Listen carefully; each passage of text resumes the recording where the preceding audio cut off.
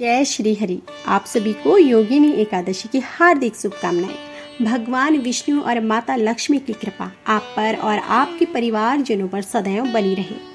निर्जला एकादशी और देवशयनी एकादशी के बीच पड़ने वाली एकादशी को योगिनी एकादशी कहा जाता है। यह एकादशी आषाढ़ महीने के कृष्ण पक्ष में और अंग्रेजी कैलेंडर के अनुसार जून जुलाई के महीने में पड़ती है।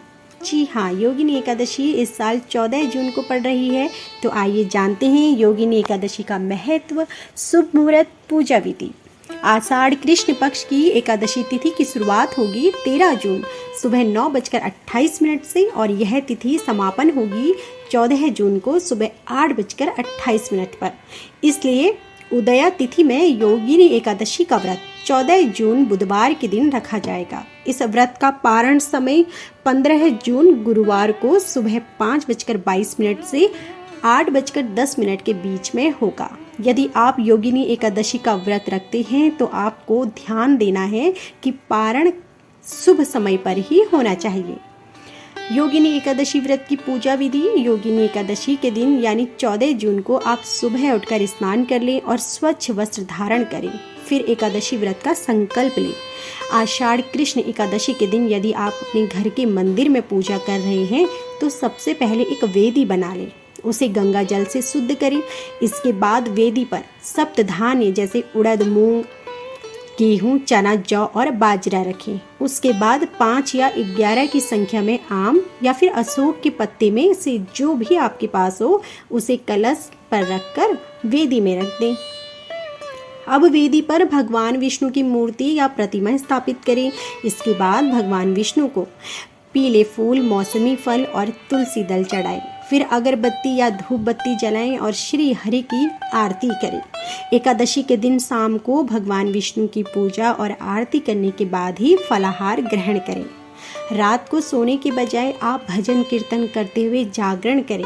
इसके बाद द्वादशी तिथि की सुबह पूजा पाठ करने के बाद किसी ब्राह्मण को भोजन कराएं और उसे अपनी क्षमता अनुसार दान दक्षिणा से संतुष्ट करके विदा करें। ब्राह्मण को विदा करने के बाद आप अपना खुद का भोजन बनाकर और खाकर व्रत को पूरा करें। योगिनी एकादशी की व्रत कथा। एक प्राचीन कथा के अनुसार अलकापुरी में कुबेर नाम के राजा राज्य करते थे। कुबेर भगवान शिव के अनन्य भक्त थे।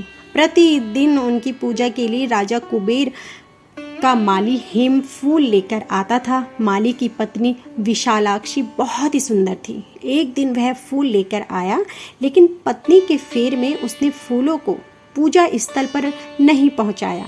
इधर राजा फूल की प्रतीक्षा करता रहा। जब माली नहीं आया तो राजा ने सैनिकों को उसका पता लगाने के लिए भेजा। सैनिक माली को लेकर राजा के पास पहुंचे। यहाँ घटना की जानकारी पर राजा को क्रोध आ गया। उसने हेम माली को कोढ़ी होने का श्राप दे दिया और पत्नी वियोग सहने का भी अभिश्राप दिया। इसके प्रभाव से हेम माली इधर उधर भटकने लगा और एक दिन मार्कंडेय ऋषि के आश्रम में जा पहुंचा। ऋषि ने अपने योग बल से उसकी दुखी होने का कारण जान लिया। तब उन्होंने हेम माली को योगिनी एकादशी का व्रत करने की सलाह दी। हेम ने ठीक वैसा ही किया और व्रत के प्रभाव से हेम का कोढ़ दूर हो गया। बाद में मृत्यु के बाद उसे मोक्ष की प्राप्ति हुई।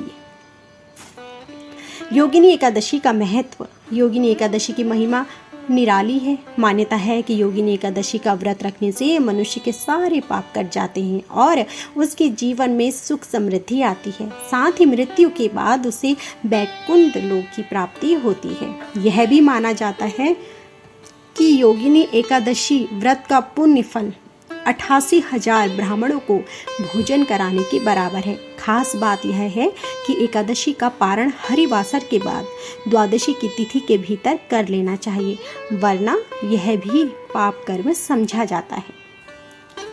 योगिनी एकादशी व्रत के लाभ। योगिनी एकादशी का व्रत करना कई तरह से शुभकारी होता है। इस व्रत के करने से सभी पापों का नाश होता है और जीवन में सुख और समृद्धि की प्राप्ति होती है। कहा जाता है कि इस व्रत को करने से स्वर्ग लोक की प्राप्ति होती है और माना जाता है कि मात्र इस व्रत के करने से आपको 88,000 ब्राह्मणों को भोजन कराने का फल भी प्राप्त हो जाता है। तो यह थी हमारी संपूर्ण जानकारी। आशा करती हूँ कि आपको हमारी यह जानकारी पसंद आई होगी। यदि आपको हमारी यह वीडियो पसंद आई हो तो वीडियो को लाइक करना ना भूलें, ज़्यादा से ज़्यादा शेयर करें, कमेंट करें और हमारे चैनल को सब्सक्राइब करें और बेल आइकन दबाएं, जिससे कि आगे भी आपको ऐसी ही योगिनी एकादशी से संबंधित सभी जानकारियाँ मिल सके। आप सभी का धन्यवाद।